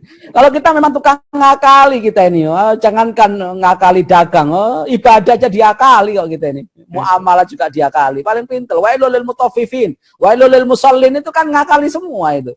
Wail semua. Salat pura-pura salat tapi sahun ya. Tiba-tiba nimbang tapi ternyata nggak adil. Wailun semua. Makanya nakal. Harus diluruskan niatnya Ustaz ya. Oh iya, jelas semuanya gitu. Niat dan berangkatnya dari mens rea gitu ya. Ada unsur kesengajaan apa enggak gitu loh. Hukum kan begitu, hukum positif kan. Apalagi hukum agama gitu kan. Hukum positif aja ada berencana apa enggak kan. Itu hukum manusia, hukum Allah lebih-lebih, Allah lebih tahu segalanya gitu. Baik. Okay. Kemudian ada pertanyaan lagi Ustaz. Korelasi ayat yang 186. Kayak kita kan tidak masuk ke situ, Ustaz ya. Ada korelasinya nggak, Ustaz? Apa itu? Ayat surat Al-Baqarah yang 186-nya. Kan kita kan 186. Oh, idza sa'alaka ibadi anni fa inni qarib itu ya? Iya, Ustaz. Ada korelasinya dengan puasa tidak, Ustaz? Oh ya jelas dong. Kita ini berpuasa itu kan kata Rasulullah SAW. Ya, salah satu la turaddu dakwatuhum itu kan. Siapa di antaranya? As-sa'im hatta yuftir. Idza sa'alaka ibadi anni. Bila hambaku itu tanya dan minta kepadaku, fa inni qarib, aku dekat. Puasa itu kan mendekatkan kepada Allah. Makanya Allah balasnya lebih besar kan dibanding yang lain. Wa ana ajzi bihi. Itu. Fa inni qarib, lebih dekat orang itu berbeda dengan sholat, berbeda zakat, berbeda dengan haji. Dan puasa itu hanya karena Allah. Kalau haji sekampung tahu semua. Bahkan di kabupaten diumumin gitu ya daftarnya. Kalau misalnya zakat ya minimal adalah ambil zakatnya tahu. Sholat juga semasjid pada tahu. Kalau di rumah serumah juga tahu. Kalau puasa mana tahu. Orangnya lemes. Apa puasa? Itu sakit. Pucet. Itu karena udah sakit gitu kan. Belum tentu. Malah yang gagah-gagah itu puasa, yang lemes nggak puasa gitu kan. Walaupun itu buka bersama ternyata nggak puasa. Orang main menstruasi nggak tahu kita puasa apa tidak kan. Nah makanya Allah wa ana jibihi. Dan ini hubungannya vertikal dengan Allah. Mendekatkan kita muraqabatullah. Maka Allah dekat. Ya, ujibu da'wat ad-da'i idza da'ani falistajibuli wal yu'minu bi. Dan ini adalah bagian istijabah, respon kepada anjuran Allah, berpuasalah kamu dan jangan lupa doamu mustajab. Sampai kapan? Sampai kamu berbuka kan gitu, hatta yuftir. Maka saat sedang puasa itu doa banyak doa gitu ya. Doanya ketika sedang lapar itu, fokus kalau lapar itu. Nah, fokusnya apa? Nunggu takjil gitu kan.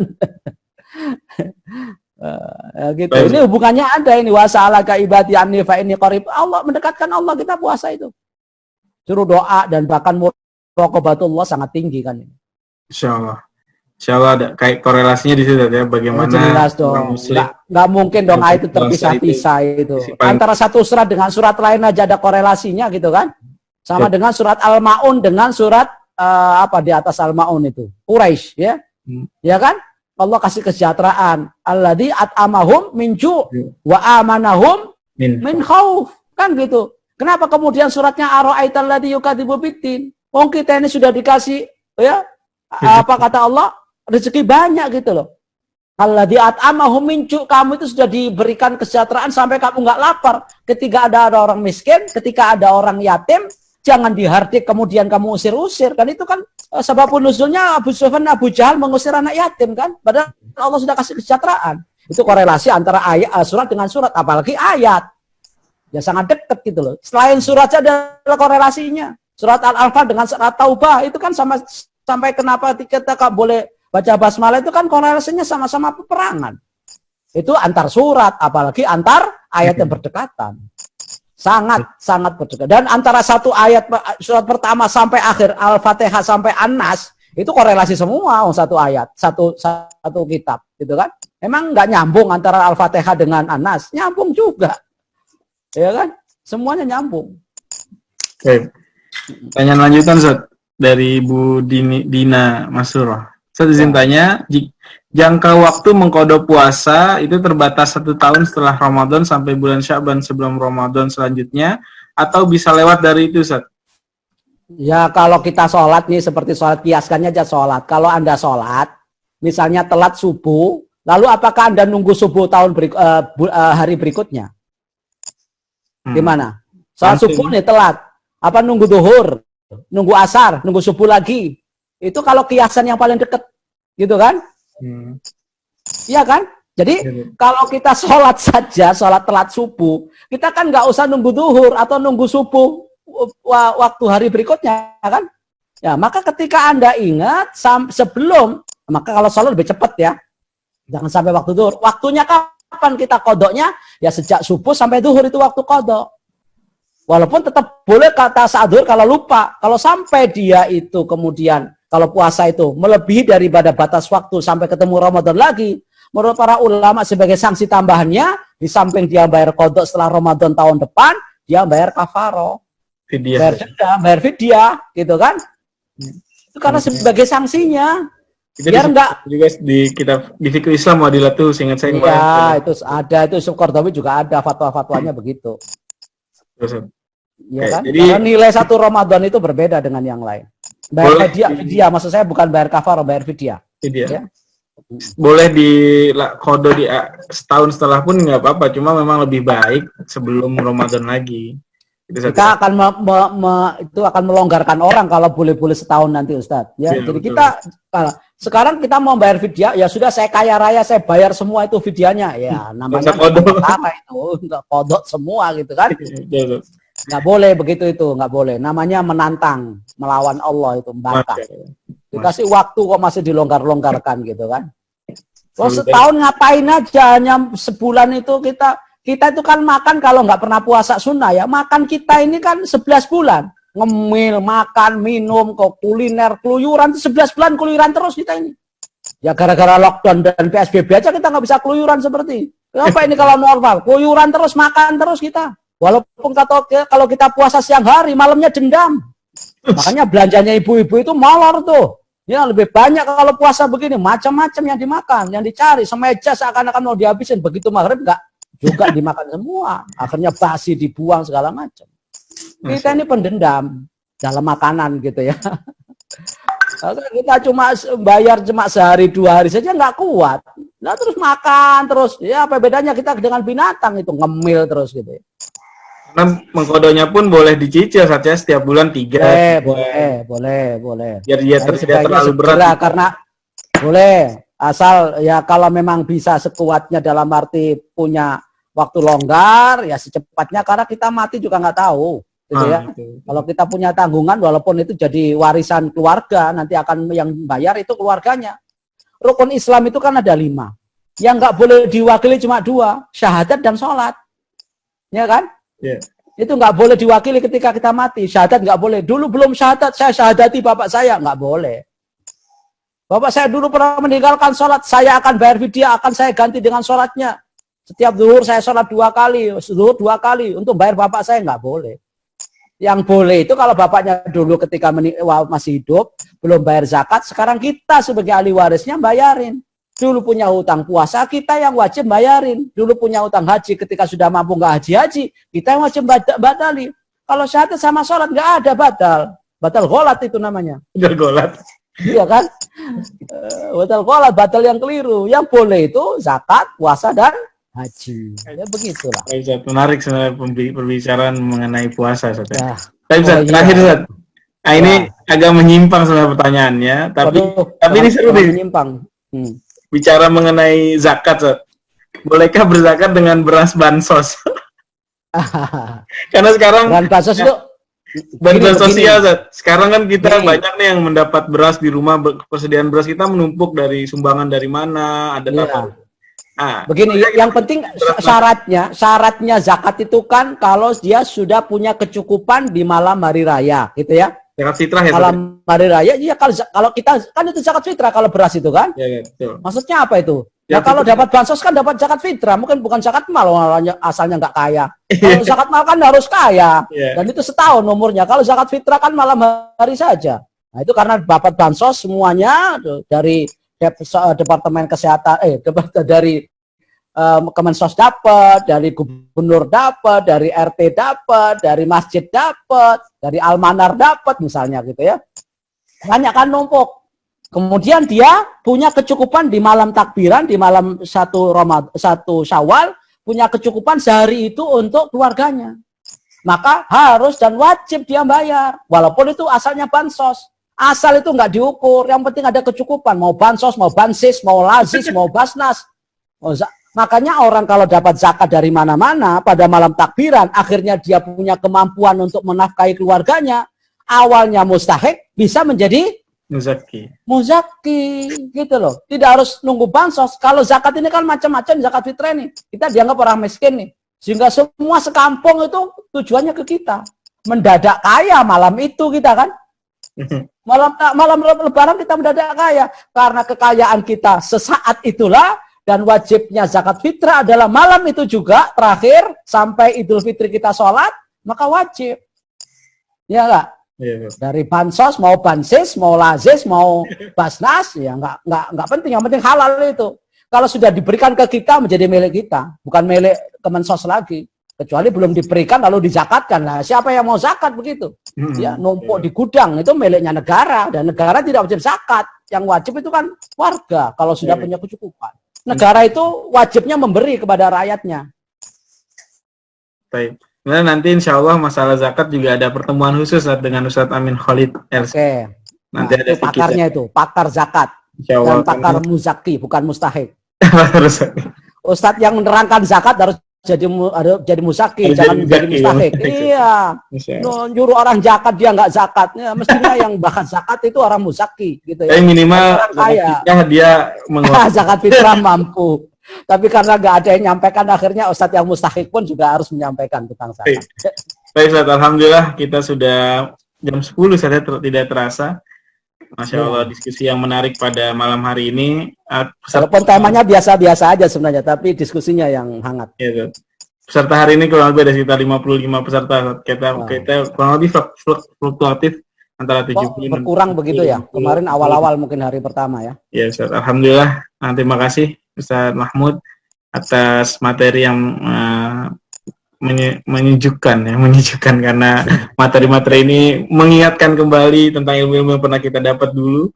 Jadi ini merefresh kembali maklumat kita tentang fikih Syam. Syukur Ustadz Mahmud atas pemaparannya pada siang hari ini, pada malam hari ini.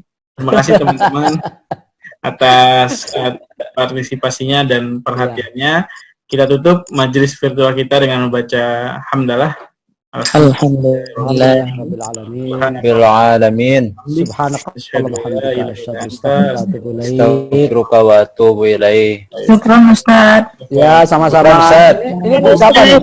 Ibu-ibu dari Almanar nih. Ada dari Almanar dan dari luar. Ibu semester 6, Ustaz. Semester 6, Masya Allah. Kita nggak bisa ketemu nih di kampus ya. Nggak bisa dulu, Ustaz. Saya kangen dengan coletannya Ustaz. Apa itu? Apa itu yang dikangenin? Oh, hikmat, ngelor ngidul hikmat. Ya kapan kita masuk lagi nih? Lama kita nggak jumpa ini. Ya, Ustaz, insya Allah gak akan ngantuk kelasnya dengan Ustaz Mahmud juga. Kali ini kita tidak boleh tatap muka sampai bulan. Gitu ya, malah haram ya tatap muka.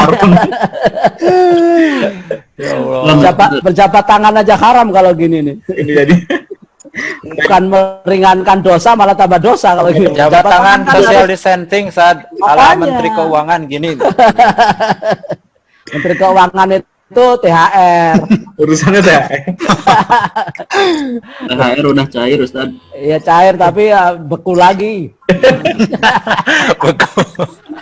Tunggu rakyat di kantor nanti. Beku lagi. Baik. Ya kan saya sama orang, sama kita. Saya tutup saja majelisnya, Ustaz. Oke. Ya. Ya sama-sama. Mohon maaf ya. Waalaikumsalam. Sama-sama. Terus